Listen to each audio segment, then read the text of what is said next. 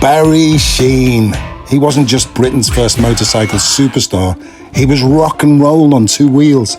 World champion, TV personality, brute aftershave icon, splash it on all over Henry, and the man who made the number 7 legendary. I remember even cycling all the way from the Wirral to Oulton Park to see the Transatlantic Trophy in 1976 as a small boy on my little rally bike making Grand Prix engine noises all the way there. Barry was there. He gave me a card and signed it, and I met Stephanie, who I was absolutely obsessed with for some strange reason, long before they were married. He burst onto the scene on this little 125 in 1970, where he finished second in his very first World Championship Grand Prix. And here it is today, sounding absolutely crisp. His loyalty. 1978, that was when they went to a 700 XR23. Again, 100% original. When you look at the standard around here, look at the expansion chambers, they've done folds and pressed on here, as opposed to doing the ring welds, is what we do here. And the gear linkage, all one-off, magnesium crankcases. This bike is ready to roll, it's in absolute fine fettle. And here, we have the 77 Bionic Barry's 50th year, and here it is, the RG500 XR14A. These are as rare as they can, and if you look at even on the scrutineering here, we can go right the way back. And that was a Sheenes mobile with magnesium wheels there. Beautiful, beautiful two-stroke.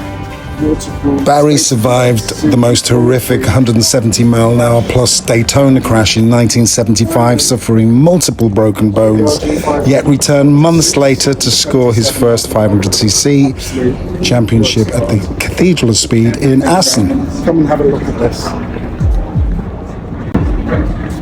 Water-cooled power plant, absolutely thrusting out the power, straight chain.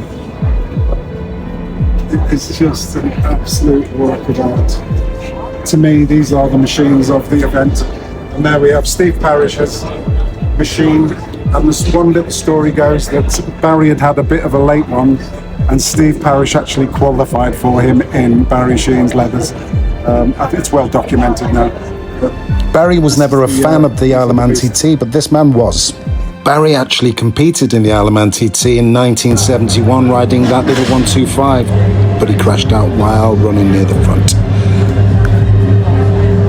I cannot believe I'm standing next to this 1980 RG500 with the brute Fabergé splashing on all over with Henry and Barry Sheene, and this machine was on my wall. It is an absolute work of art. Moving on, we're going back to the year before. Another absolute stunning machine that Sheene and Steve Parrish would ride. Work of art, handmade, Suzuki. And when you look at what the bikes today are putting out, around 230 brake, this is probably putting about 120 brake horsepower. Screaming power. Who remembers that sound?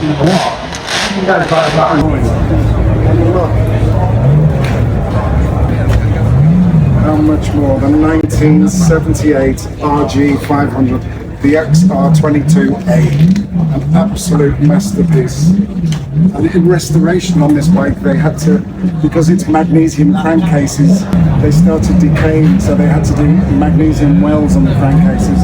This is the original bike. This is it. This is the bike that every boy, when Sheene in 77 and James Hunt in 77, when we had 2 world champions, this was the boyhood dream that I dreamt. Barry Sheene and Suzuki were a legendary partnership.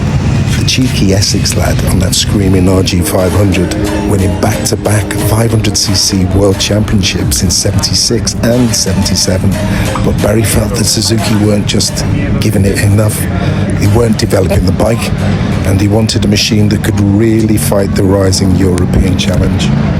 And here it is, the Yamaha YZR 500 OW35K and the OW45. So Barry jumped ship to Yamaha, a bit like leaving a rock band at its peak and joining another one with a bigger amplifier. As a lad growing up on the Wirral, I watched Barry Sheene with awe. He rode with courage, humour and freedom, captured the imagination of millions. And decades later, I still have that feeling deep in my heart. Some heroes are just never forgotten, and Barry was mine. SXR 1000 Sheen replica. So here we are in not necessarily a man's haven. What do you think, my dear female friend and companion? I think it's equally wonderful for females, and I'm really enjoying today, actually. It's absolutely spectacular. They so know how to entertain here. And thank you, Lord March, for sticking your large spherical objects on the line. I know you guys couldn't get a racing license in the 90s, but you have made this place work. And it's coming home. It's coming home. It's coming home. Hoo-ha.